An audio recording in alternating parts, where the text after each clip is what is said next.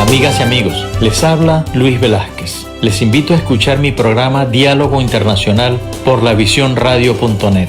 En este programa podrán escuchar en vivo los análisis de expertos sobre la actualidad mundial, así como sobre los puntos que componen la agenda política global. Diálogo Internacional con Luis Velázquez. Lunes y viernes 2 de la tarde, hora del este, por lavisiónradio.net. Información que va contigo.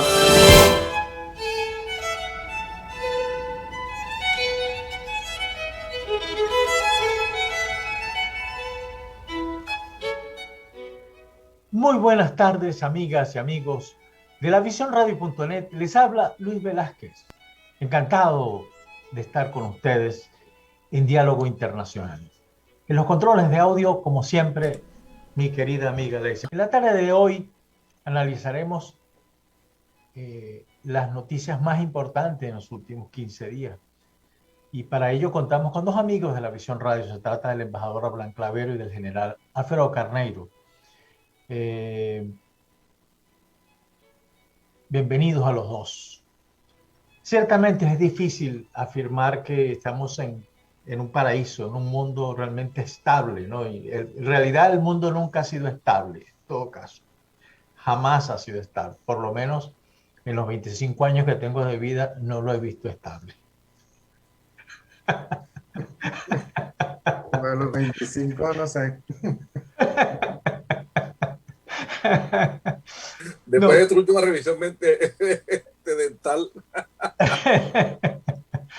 No, pero realmente nunca ha sido estable y quizás los intereses de los países pues son parte principal en todo esto. Hay demasiadas tensiones, una carrera armamentista que, en fin de cuentas, yo creo que hoy se justifica menos que antes, pero bueno, allá los líderes en todo caso. Pero bueno, vamos con las noticias y vamos a empezar con el caso de Alex Saab, un ciudadano colombiano, un hombre de negocios que realmente, como dicen en Colombia mismo, se coronó cuando conoció al señor Nicolás Maduro, si se le puede llamar señor, y le permitió hacer en su nombre una cantidad de negocios en nombre de Venezuela. Le facilitó papeles de nacionalidad venezolana, pero lo que es más grave en la última etapa, cuando lo detuvieron en Cabo Verde, lo designó embajador, imagínate. Me dio pena porque terminó siendo colega mío, en todo caso, el colega de Abraham. Pero bueno, me gustaría saber cuál es la opinión de ustedes en esto, porque el caso ha avanzado y ya no es solamente el pedido de captura y la extradición, no solamente de Alex Saab, sino que está pendiente la captura de una enfermera, es decir, en qué cabeza cabe nombrar a una enfermera jefe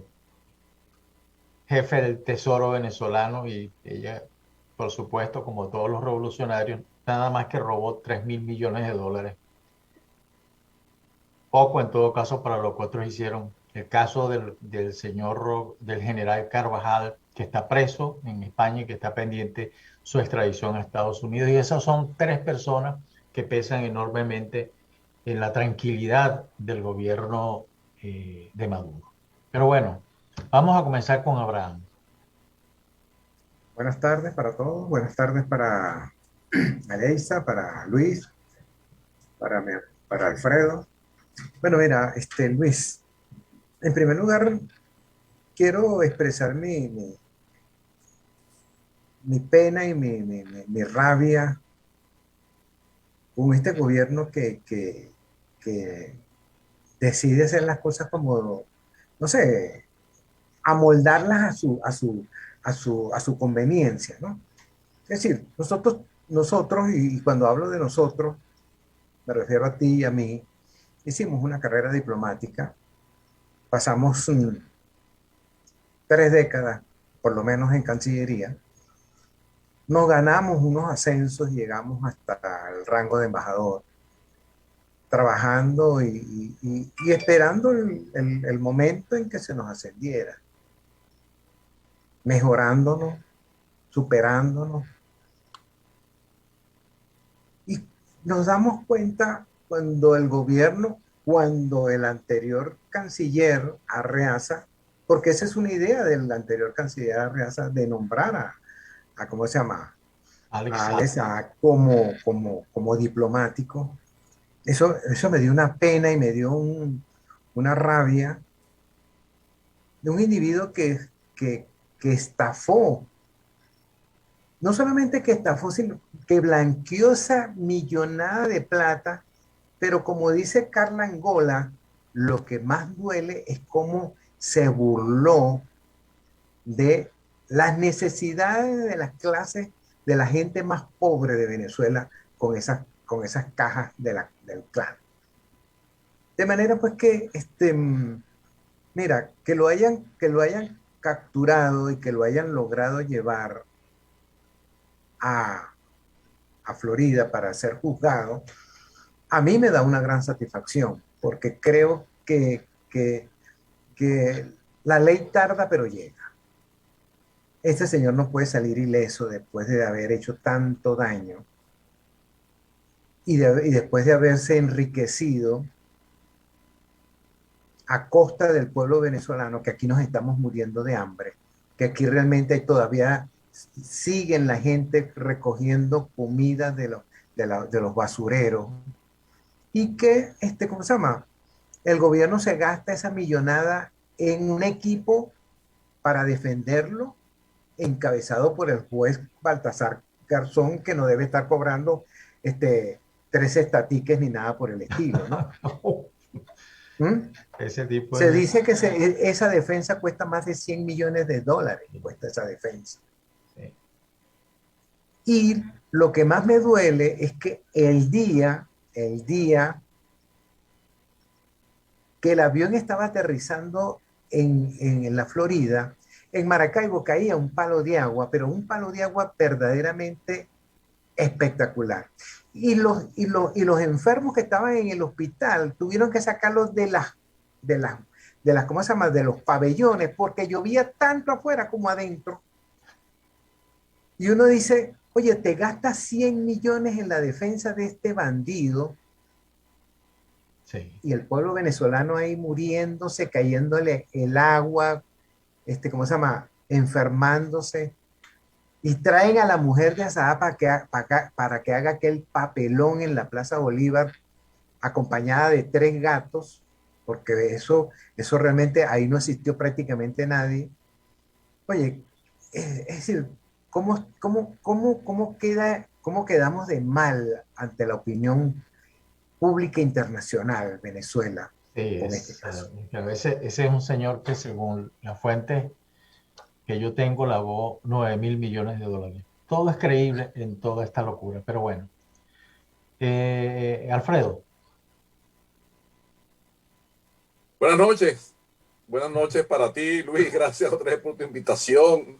Buenas noches a Abraham, que es un honor estar contigo compartiendo este espacio y por supuesto a nuestra amiga Alexia, que de alguna forma siempre está detrás de todo esto, y a la audiencia, porque si no hay audiencia no vemos nosotros tampoco. Exacto. Entonces, gracias por la invitación. Yo siempre le he dicho a mis hijas, y me pelean por eso, por supuesto, le he dicho a mis hijas que llorar no soluciona nada. Jamás ha sido una solución a un problema. Y yo he visto demasiados golpes de pecho ahorita de mucha gente con respecto al tema este. Mi esposa está en un grupo de la empresa en la que ella trabajó, una multinacional muy importante en la que ella trabajó muchos años. Y bueno, todo ese montón de viejitos se hicieron un grupo para conversar e intercambiar cosas. Pues resulta que salió uno en defensa del señor Saab, porque de todo hay en la viña del señor, y de paso se retiró del grupo, porque por supuesto le cayeron un montón de gente encima al pobre muchacho, y no le dieron oportunidad. Pero eso no resuelve nada. A la final de cuentas, nosotros estamos sufriendo de un problema por culpa de nosotros mismos, por culpa de nuestra población, que de alguna manera no ha sabido dar una respuesta a los desmanes de una clase política corrupta, que es la que se ha apoderado del país desde hace muchos años. Eso incluye a la oposición y eso incluye también a los del otro lado, que tampoco son ninguna joya, incluyendo a la señora Tintori, que vive de los $100 que le recogen en el aeropuerto cada vez que llega. No sé qué le paga el pasaje, pero sé que la vida se la pagan con esos $100. Entonces, El gran problema de nosotros y la pena que damos internacionalmente, que es lo que yo recibo de la gente con la que me comunico, es por qué razón una nación, un pueblo, se deja pisotear de esta forma sin rebelarse. Y por supuesto, claro que todos sabemos la respuesta. Pues hay una estrategia importante de miedo en la cual se ha dicho esto que de alguna forma llamamos gobierno simplemente por cortesía, por no dar el nombre que a veces a mí se me ocurre, porque no se puede decir así en público, porque es una vulgaridad, por supuesto, es una grosería. Pero el problema está en que este gobierno ha hecho una estrategia de miedo calcada de la estrategia de Fidel Castro en Cuba, que atemorizaba a la gente de salir a la calle. Esas escenas de estos vehículos blindados para control de motines, pasándole por encima a un manifestante, no es un accidente, no es en el calor del momento, esto es un diseño. Esa imagen de una salvaje dándole cascazos a una señora montada encima de ella, pegándole con el casco en la cabeza, eso es un diseño. Y desgraciadamente, el pueblo venezolano, no sé, le faltan los riñones, quizás un poco más abajo también, para poder hacer lo que quiere hacer, que es ir a Miraflores y sacarlos a patadas de allí. Ese día que vayan, no va a haber nadie que los detenga. Pero mientras estemos todos en casa, conversando, quejándonos o haciendo cosas, pues no vamos a ir a ninguna parte. Sí. Ahora, Alfredo, esto detrás, perdón. Perdona que te interrumpa. Sí, Vamos a la primera pausa. Es que iba a poner abajo. Ya regresamos. Estamos de regreso en Diálogo Internacional. Estamos conversando con el embajador Abraham Clavero y el general Alfredo Carneiro acerca de las principales noticias que han habido en el mundo en estos últimos 15 días. Y ciertamente el caso Saab, yo creo que es uno de esos casos únicos en el mundo y que cualquier país evita tener una cosa tan terrible como esa. No tanto por el caso en sí, sino por los efectos tan maliciosos que tiene. Pero bueno, yo quisiera, Abraham. No, mira, lo que te quería decir es que es interesante en este caso, en el caso de este señor, está corriendo un libro por las redes escrito por Gerardo Reyes, muy interesante, que hace un análisis. Es un libro reciente, un libro publicado este año. Y yo lo leí. Que hace un análisis profundo es decir, cómo surgió este señor, este joven barranquillero, y cómo llegó a lo que fue, a lo que ha sido, sus contactos con Caridad Córdoba, y cómo fue, ¿cómo se llama? Con esa armazón de corrupción que armó, cómo fue, ¿cómo se llama? Pagándole a funcionarios de diversos niveles, desde la Guardia Nacional, el CENIAT, todas las instituciones, y realmente, ¿cómo se llama? Cómo llegó a esas alturas del poder. Sí. 9.000 millones de dólares no es cualquier cosa, Alfredo.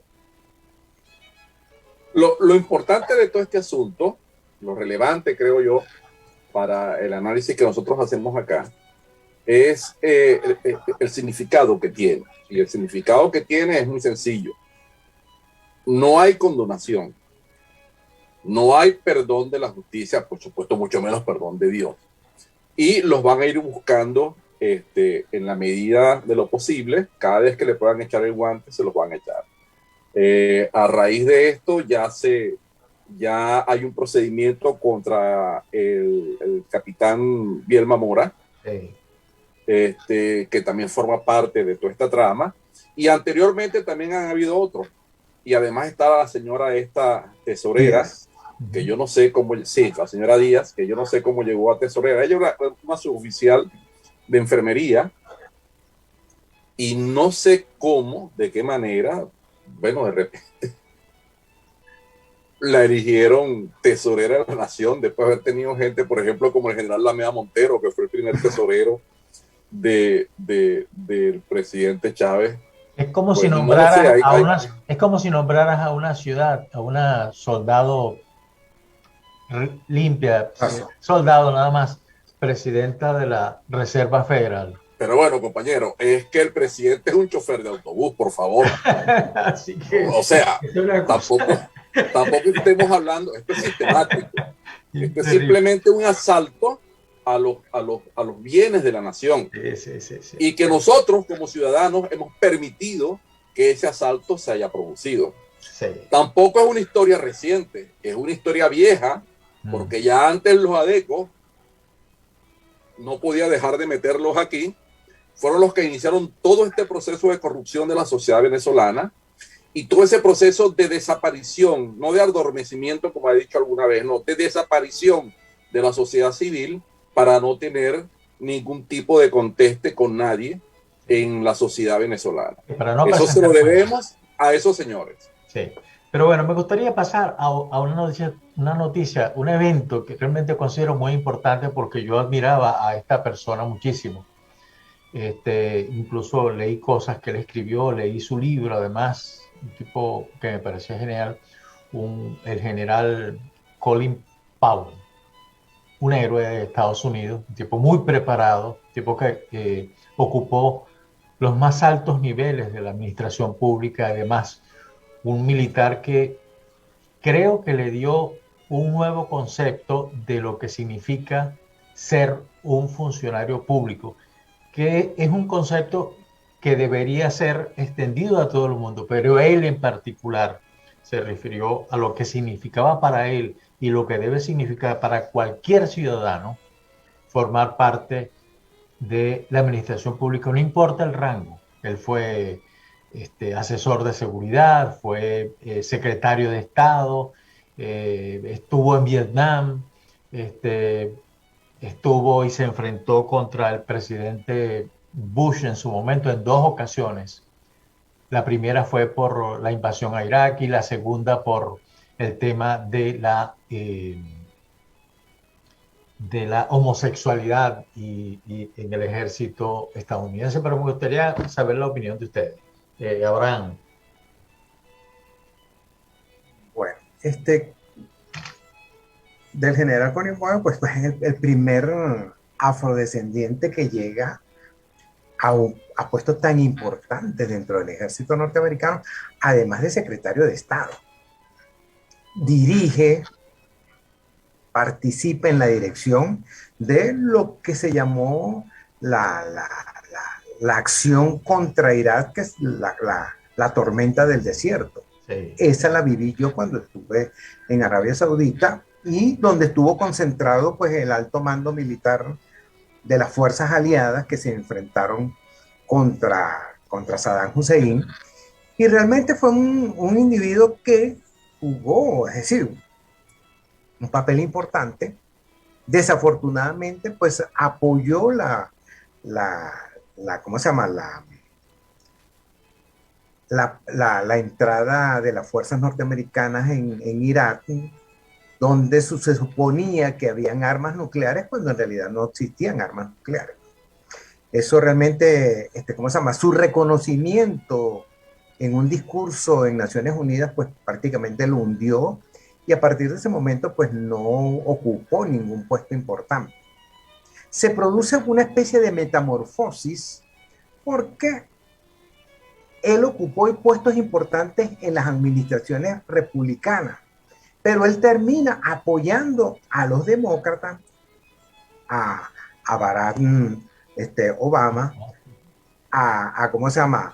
A Hillary Clinton, a Biden, se enfrenta con Trump, y realmente él siempre dijo que él nunca había sido republicano y que, ¿cómo se llama?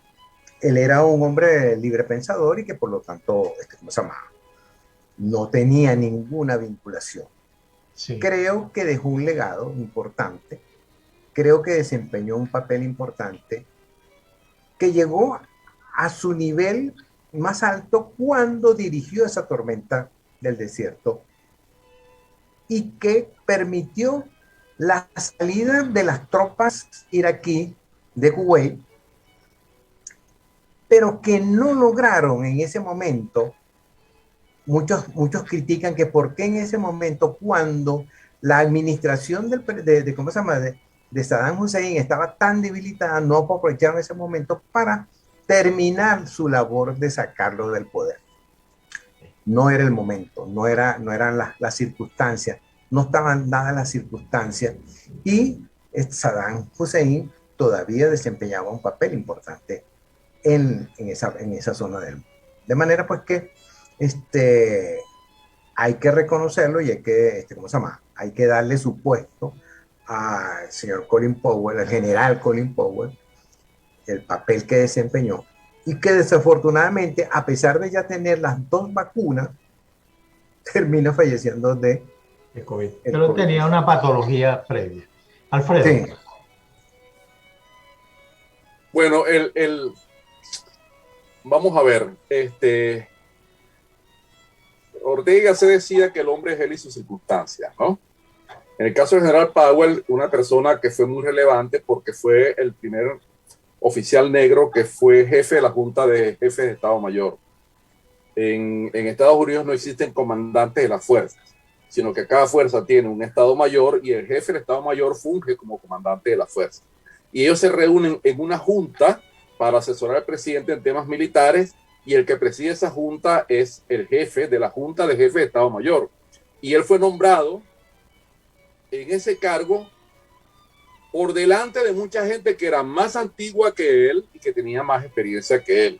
Pero de alguna manera, como son cargos políticos, el tema político influyó aquí.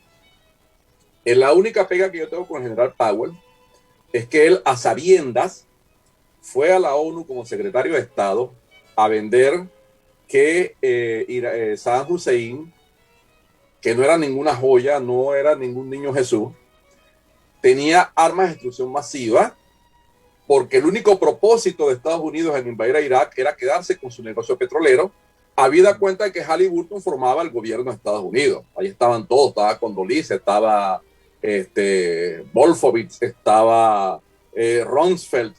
Entonces esta gente dijo, allá hay un negocio que se están llevando los franceses y los alemanes, vámonos para allá cantando Patria Mía para quitarlos a ellos de ahí de ese negocio. Y él fue a defender este punto con su cara muy lavada, sabiendo que esto era falso, fue a defenderlo en la ONU como secretario de Estado.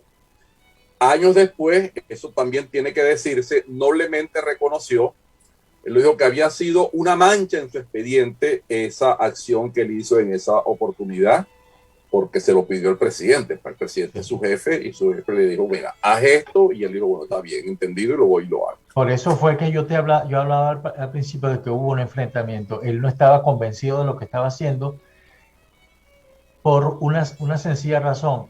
Se dice que él fue un creador de una doctrina que decía que había que agotar, no es algo nuevo, no es Powell en todo caso, había que agotar las vías diplomáticas, todas las vías, y al final, si no se consigue ningún resultado, llegar con todo lo que tenga el país invasor. Pero bueno, te voy a cortar acá para que continúes al regreso de la pausa comercial. Chévere. Estamos de regreso en Diálogo Internacional. Estamos comentando las noticias más importantes en los últimos 15 días en el mundo. Y lo estamos haciendo con el embajador Abraham Clavero y el general Alfredo Carneiro. Alfredo, tú estabas desarrollando una cosa bien interesante sobre el general. Sí, en realidad había terminado de mencionar lo del general Powell. Por supuesto, no voy a negar la importancia que tuvo él en mostrar que alguien en un país tan racista como es Estados Unidos, que alguien que sale del canon ese WASP pudiese llegar a esos altos cargos. Por cierto, no es el ejército el que es homosexual, hay personas homosexuales en el ejército. No, sí hay, pero pero quien hizo la defensa... Hubo la defensa fue Bill Clinton con aquello de del no digas ni tampoco preguntes. Claro, pero él en un momento se enfrentó con el presidente Bush Jr. porque tocaron ese tema y él era muy conservador. Y la posición del presidente Bush en ese momento era de abrir, ¿no? Abrir la posibilidad, o digamos, es que no puedo decir legalizar, sino dejar pasar, es decir, son seres humanos que tienen también sus derechos y tienen sus aspiraciones a ocupar. Lo que pasa es que en el ejército no era muy partidario a eso. Es que ninguno, tú no vas a conseguir nunca a un oficial del ejército, de las Fuerzas Armadas en general, aunque esa mentalidad ha ido cambiando, que vea con buenos ojos que los homosexuales formen parte de las Fuerzas Armadas. Ellos tienen sus razones, hay gente que dice que sí, hay gente que dice que no. Yo no voy a entrar en el detalle de si es así, o yo tengo mi propia opinión de si es así o no lo es, porque es un tema que simplemente se está trabajando dentro de la apertura de las instituciones hacia las libertades cívicas. Y así se maneja en la mayor parte de los países. Y estas personas son ciudadanos con todos los derechos de cualquier ciudadano y tú no le puedes, no deberías poder impedirle. Claro. Pero la práctica no tiene nada que ver con la letra escrita, son dos cosas diferentes. No. El mismo Clinton, que Clinton sí se fajó duro por defender la pertenencia a los homosexuales, tuvo que ceder y caer en la solución de compromiso de no preguntes, no digas. Sí. Por supuesto, posteriormente han salido cosas que, digamos, le dan armas a los que están en contra, porque la gran mayoría de los whistleblowers, que llaman ellos, o de gente que ha vendido secretos, son homosexuales. Ok, yo no voy a decir que todos los homosexuales son traidores, porque eso sería falso decirlo. Lo que sí es cierto es que hay este tipo de cosas en esta circunstancia. Fíjate lo difícil que fue primero conseguir que las mujeres entraran a las Fuerzas Armadas, pero después que le asignaran puestos importantes, puestos de comando. La maravilla más grande que vi yo fue una capitán en el ejército alemán que era comandante de una compañía de tanques. Yo, bueno, ahora sí es verdad que el mundo se arregló porque las cosas van por buen camino. Y una mujer muy seria y muy preparada en su tema. Pero bueno, costó un mundo y todavía, hasta hace poco, había una pelea en Estados Unidos para que pudieran servir en puestos de combate. Sí, pero es que en todas partes, no por nada, los gobiernos más exitosos por la lucha del coronavirus han sido gobiernos presididos por mujeres. Tú sabes que yo pienso que eso es un sofisma. Eso que toca decir es un sofisma. Bueno, no entremos en eso, pero bueno, me gustaría que... Y yo te expliqué una vez por qué. Sí, me gustaría que habláramos de algo de lo que es especialista Abraham, que es el tema de la mujer en la participación política. Como es el caso de, por primera vez en la historia de un país de cultura musulmana, Túnez tiene una primera ministra. Bueno, en primer lugar, yo quisiera recordar que un país como Alemania tiene una mujer que es ministra de la Defensa. Sí. La actual ministra de la Defensa, ¿cómo se llama? La señora Kramp, es una mujer que se ha desempeñado y que realmente es una mujer respetable y que estuvo a punto de ser la candidata del Partido Social Cristiano en Alemania y que a lo mejor otro gallo hubiera cantado si ella hubiera sido la candidata para las elecciones pasadas. Posiblemente. Pero bueno, vamos al caso de Túnez. Túnez es, ¿cómo se llama? Un caso interesante porque realmente pues en Túnez se da lo que se conoce como la primavera árabe. Esa primavera árabe que trajo como consecuencia la caída de una serie de gobiernos dictatoriales, comenzando por Ben Ali en Túnez, y luego, ¿cómo se llama? Acabando con otros gobiernos, el gobierno de Mubarak en Egipto, el gobierno de ¿cómo se llama? De Gaddafi que por cierto, el día 20 se cumplieron 10 años de la muerte de A la Gaddafi. muerte de Gaddafi, así es. Y igualmente sucedió en Yemen, la caída también de un gobierno dictatorial que había mandado durante más de 30 años. El proceso tunecino, que ha sido considerado como un ejemplo de ese proceso del Medio Oriente, pues ha tenido sus altas y sus bajas. Y realmente comienza con unas elecciones donde gana un partido de religioso, el Anan, que realmente pues no cumple las expectativas del pueblo tunecino.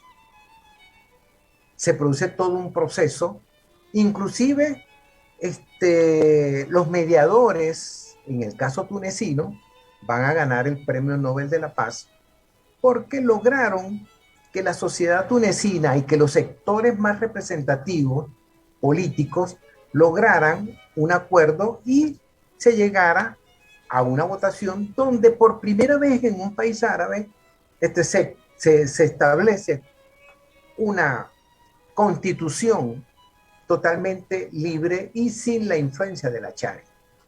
Sin embargo, los alcances que se habían logrado no son totalmente, es decir, no llenan las aspiraciones del pueblo tunecino porque siguen enfrentando la situación de corrupción, la situación ¿cómo se llama? Del manejo de los sectores más importantes, de los grupos políticos más importantes, y eso es lo que va a llevar ¿cómo se llama?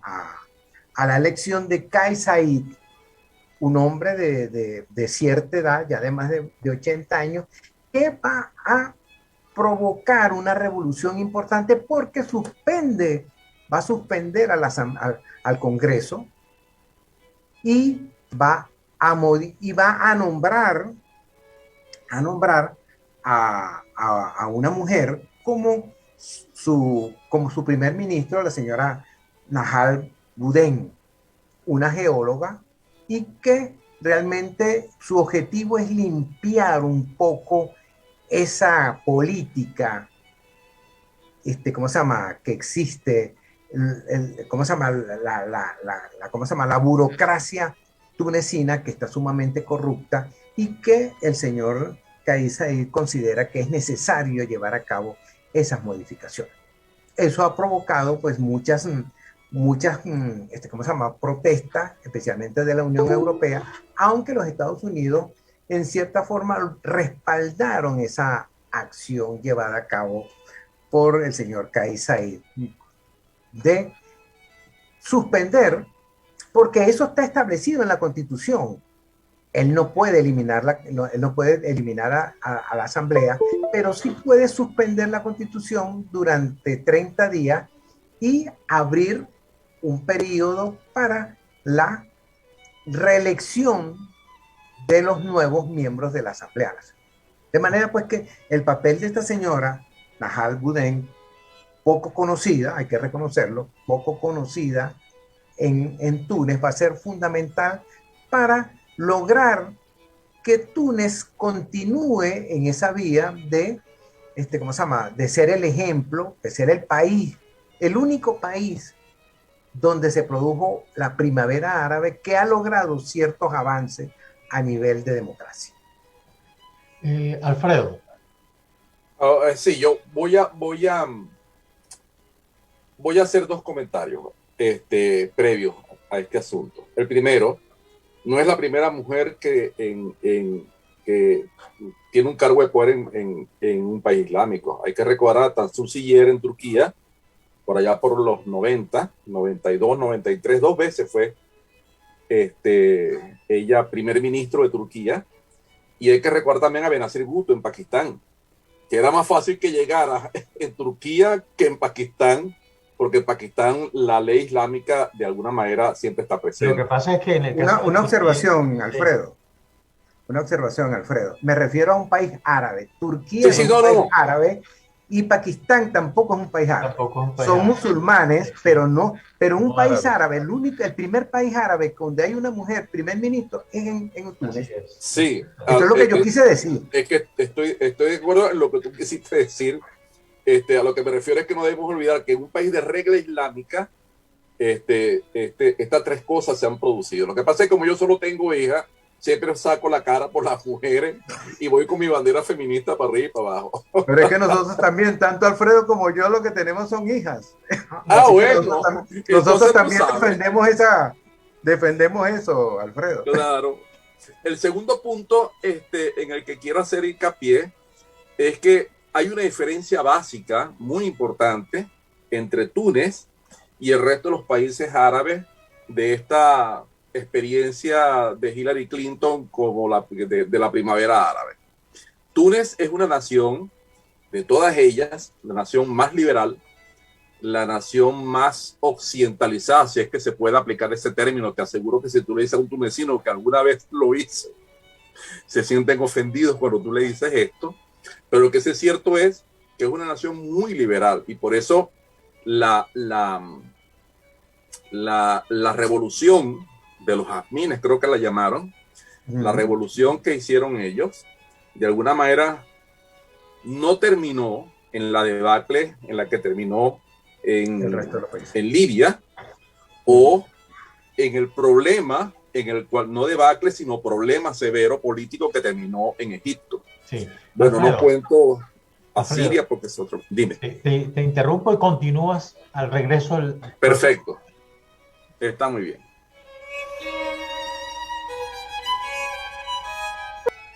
Estamos de regreso en Diálogo Internacional. Estamos analizando las últimas noticias o las más importantes noticias en estos 15 días. Alfredo.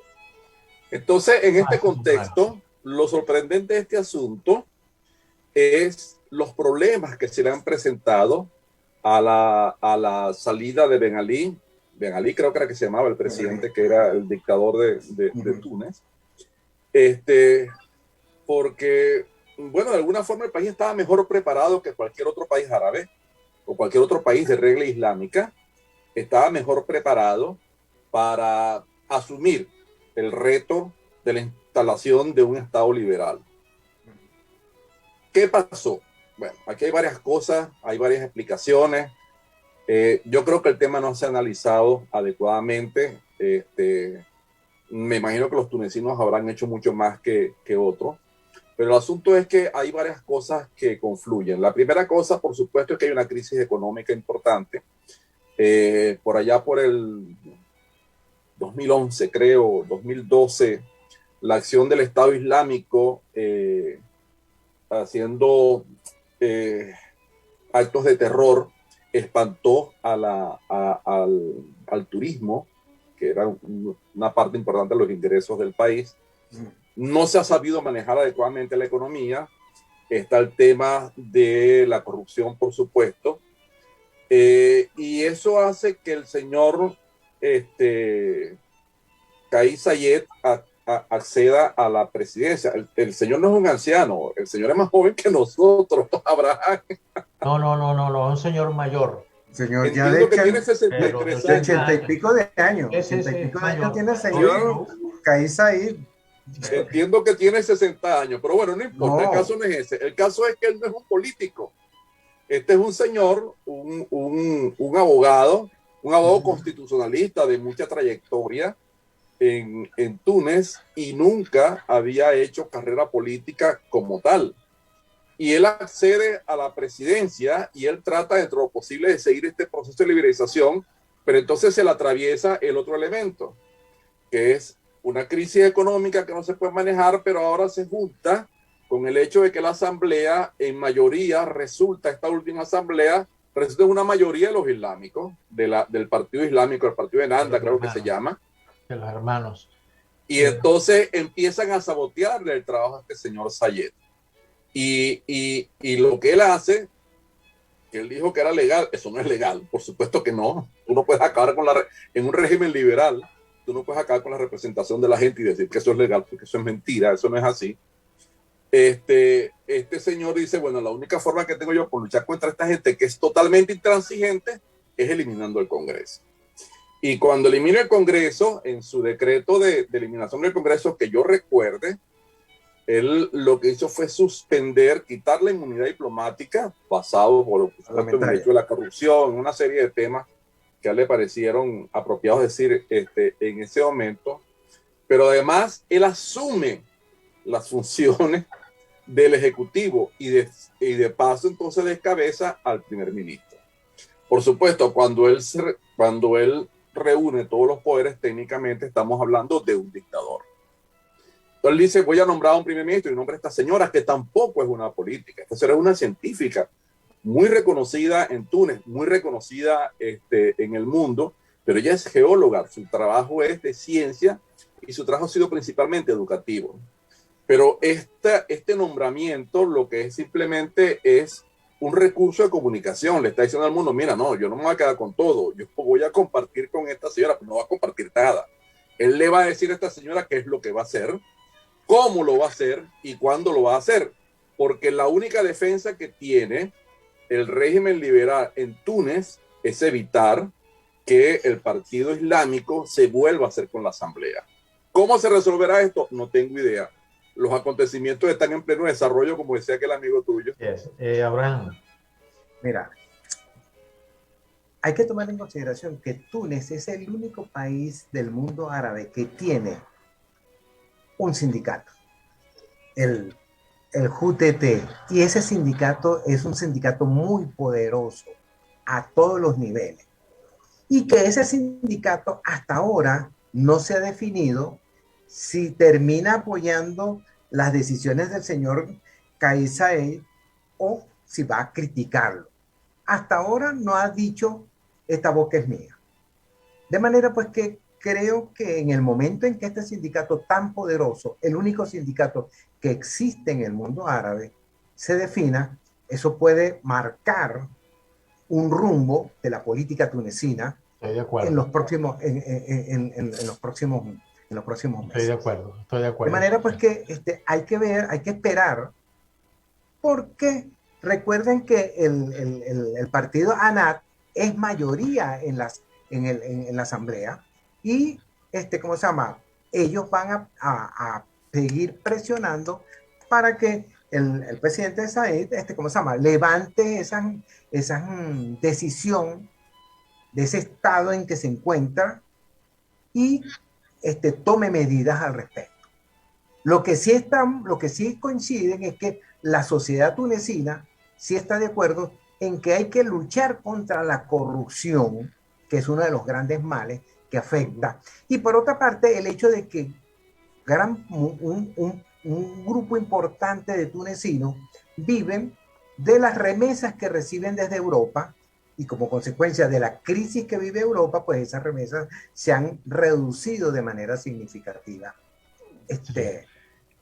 por parte de los tunecinos. Sí, en todo caso, yo les digo, y no sé, Abraham, si tú lo conoces, y Alfredo, pero Túnez es un lindo país.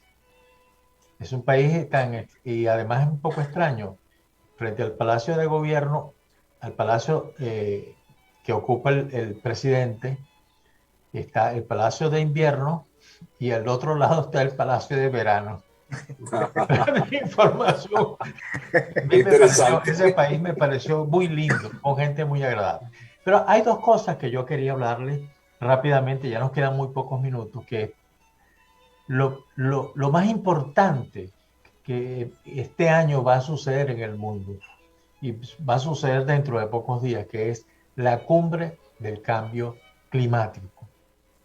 Sobre todo cómo se está desarrollando la labor preparatoria. El próximo fin de semana comienza, es donde se va a definir realmente el porcentaje de disminución del carbono en la atmósfera, en cuánto tiempo y cómo lo van a hacer, la necesidad de inversiones. Pero hay un detalle que a mí me dejó impactado cuando estaba leyendo sobre eso, y es que se filtró, y Abraham debe saber, y Alfredo igual, Bueno, lo sabemos, los que hemos estado metidos que ante la preparación previa de una conferencia, tú sabes que la gente se mueve, los países se mueven para manejar los documentos, lo que se van a presentar. Eso es así, eso no es de otra manera. Pero en este caso se encontró, por ejemplo, Abraham, y tú sabes por qué, por ejemplo, el caso de Arabia Saudita, Japón, Australia, Argentina y Brasil, por diferentes motivos, pero ellos quieren de alguna manera que se minimice la necesidad de dejar de usar rápidamente los combustibles fósiles. Y están pulseando para ver quién gana realmente, si estos ganan, dejar las cosas como están, lo cual sería una gran irresponsabilidad, o realmente acelerar esto. Y el otro tema que está en juego es que una gran parte de los países ricos está cuestionando la posibilidad, fíjate tú cómo se manipulan las cosas, la posibilidad de financiar a los países en desarrollo para que adopten el uso de tecnología que utilicen energías más limpias. Imagínate cómo va a suceder eso. Yo los invito a los que nos están escuchando a que estén pendientes de eso, porque eso nos atañe a nosotros. De esa conferencia va a surgir la hoja de ruta que tenemos que seguir nosotros los humanos para quedarnos un poquito más en la Tierra antes de que tengamos que salir, en todo caso, porque eso es obligado salir. Bueno, nos quedan muy pocos, ya 2 minutos es difícil, pero bueno, les doy 1 minuto a cada uno para que me digan algo. Alfredo. Bueno, te lo voy a decir con un ejemplo interesante. Rusia va a establecer un campo eólico en la isla de Sajalín. Y la electricidad que va a producir este campo eólico es para aumentar la producción de carbón. Ahí tiene. Ahí te dejo todo. Sí. No, Alfredo, interesante eso que dices, porque fíjate que la Unión Europea está presionando para que los países miembros de la Unión Europea dejen de utilizar el carbón, deje de ser una fuente importante. Y ahí uno de los países más afectados va a ser Polonia, porque Polonia tiene una producción importante de carbón. Alemania, compañero. Exactamente. Alemania. Y amenazan con quitarle los fondos de ayuda y de asistencia a Polonia específicamente si no continúan en ese proceso de cierre de esas minas. Ese fue otro tema que nos faltó tocar, pero lo vamos a tocar, que el tema de Polonia y de Hungría. El tema de Polonia es muy interesante, lo que está pasando en Polonia. Así no es. solamente Polonia, sino el resto de los países, esos países de Europa Oriental que formaban parte del Pacto de Varsovia y que ahora forman parte de la Unión Europea y se han convertido en un dolor de cabeza para la Unión Europea. Así es. Por la posición política tan conservadora que tiene. Así es. Bueno, les agradezco mucho, Abraham, Alfredo, que me hayan acompañado en el programa. Seguiremos haciéndolo cada 2 semanas para analizar las noticias más importantes de los últimos 15 días. Muchas gracias, Alexia, por siempre estar con nosotros pendiente. Feliz fin de semana para todos. Semana hay que aprovechar. Alexia, Luis, Alfredo. Un fuerte abrazo. Cuídense. Feliz fin de semana. Muchas gracias.